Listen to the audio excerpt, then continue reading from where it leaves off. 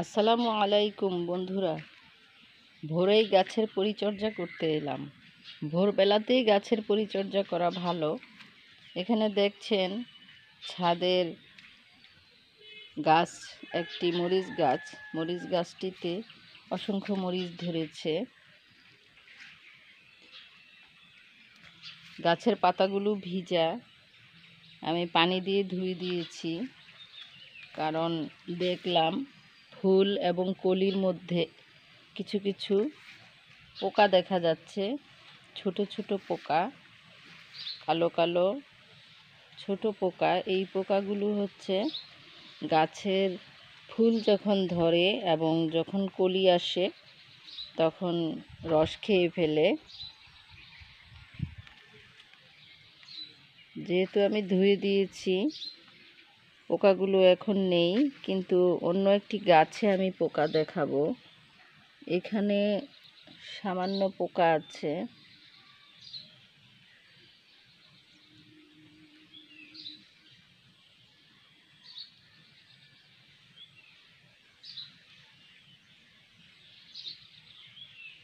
অতি সূক্ষ্ম।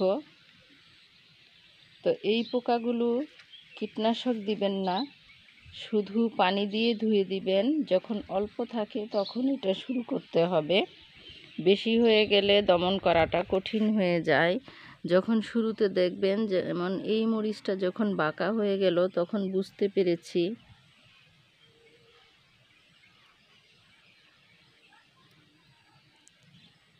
বুঝতে পেরেছি যে এটার মধ্যে পোকার আক্রমণ হয়েছে। আর ফুলের দিকে তাকিয়ে যখন দেখলাম ফুলগুলো শুকিয়ে যাচ্ছে, মরে যাচ্ছে।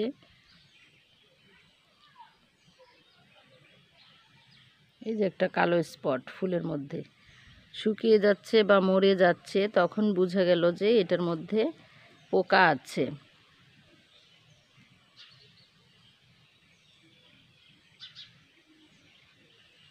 আগার মধ্যে কালো কালো ছোট ছোট। আর এখানে দেখুন পাতার নিচে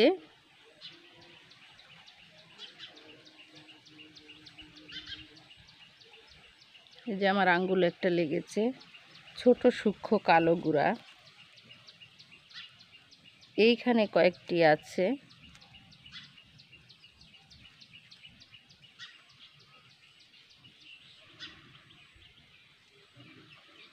এই যে আমার আঙ্গুলে এসেছে।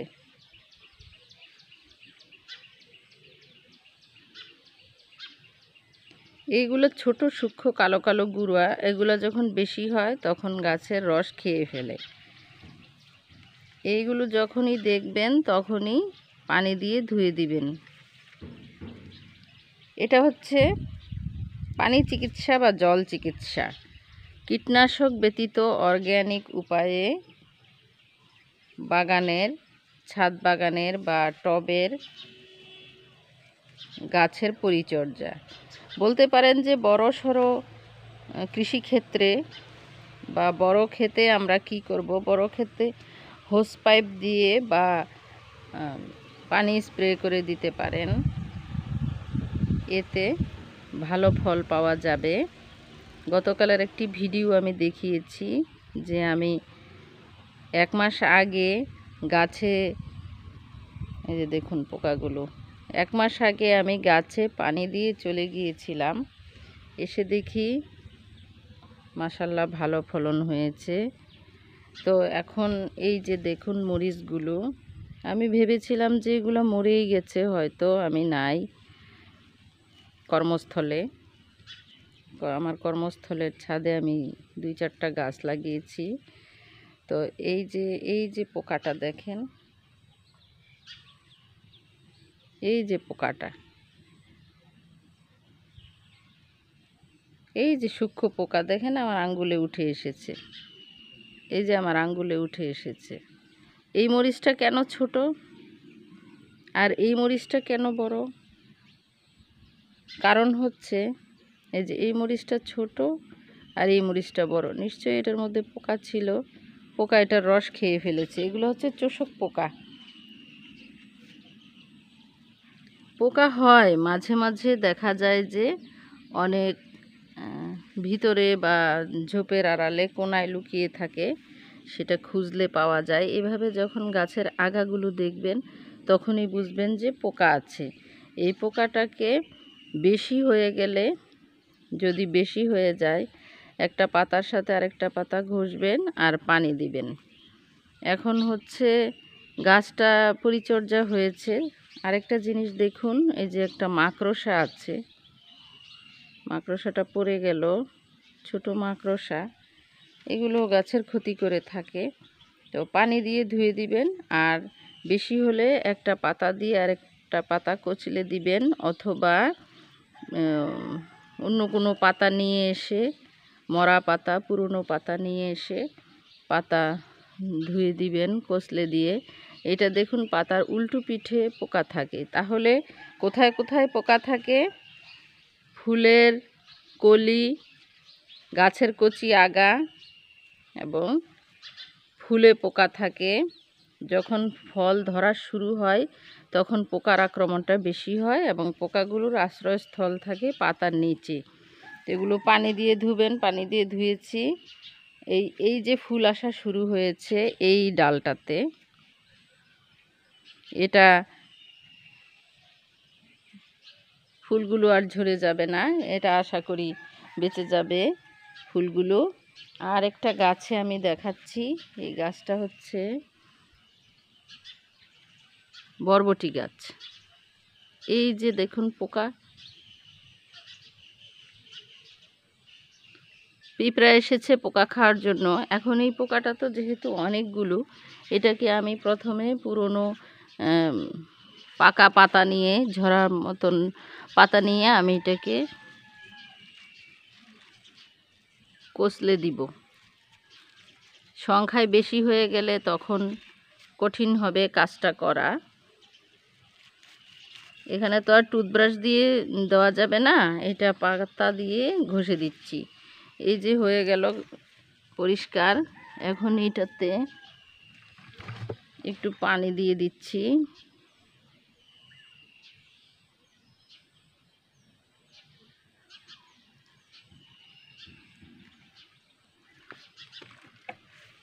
অনেকদিন ছিলাম না তো, দুই একটা এরকম হয়ে গিয়েছে। এই যে আরেকটা আগা দেখতে পাচ্ছি, লতা, বরবটির লতা।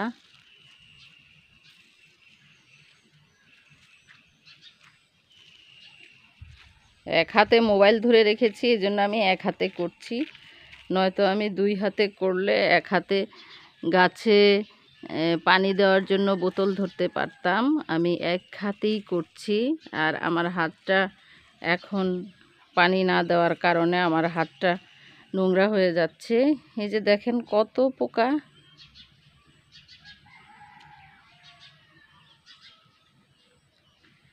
আরেকটা জিনিস খেয়াল করবেন, বরবটি গাছ, ছিম গাছে এই পোকাটা বেশি হয়, মরিচ গাছেও হয় দেখালাম। আর যেটা লক্ষ্য রাখবেন সেটা হচ্ছে, এই যে আগাটা দেখেন, সিম এবং বরবটি গাছের আগা যখন ঝুলে যায় তখন এগুলো মারা যায়।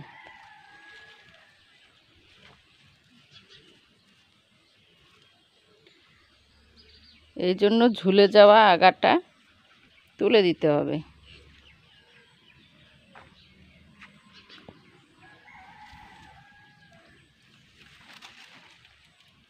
আর এই কচি আগার মধ্যেই দেখেন পোকার একেবারে আড্ডা, পোকার আড্ডাখানা।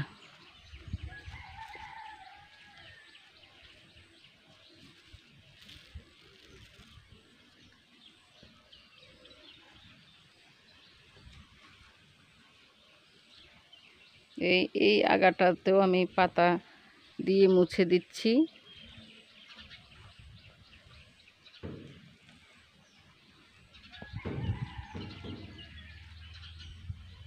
এভাবে পানি দিয়ে এবং হাত দিয়ে পরিষ্কার করবেন। এই পাতাটাকে দূরে ফেলে দিতে হবে, নয়তো এটার থেকে আবার আক্রমণ হবে। তো এইভাবে আপনারা হাতে এবং পানির সাহায্যে পোকামাকড় দমন করতে পারেন। তো বন্ধুরা, সুস্থ থাকুন। ছোট্ট একটু জায়গায় নগর কৃষিতে টবে, বালতিতে, ড্রামে গাছ লাগান এবং নিজেদের সামান্য কিছু হলেও সবজি চাহিদা, পুষ্টি চাহিদা পূরণ করুন। ফল, শাকসবজি ইত্যাদি লাগাতে পারেন। তো সবাই ভালো থাকুন। সম্পূর্ণ অর্গানিকভাবে সবজি এবং শাক উৎপাদন করুন। নিজেরাও সুস্থ থাকুন, অন্যদেরকেও উৎসাহিত করুন। আল্লাহ হাফেজ।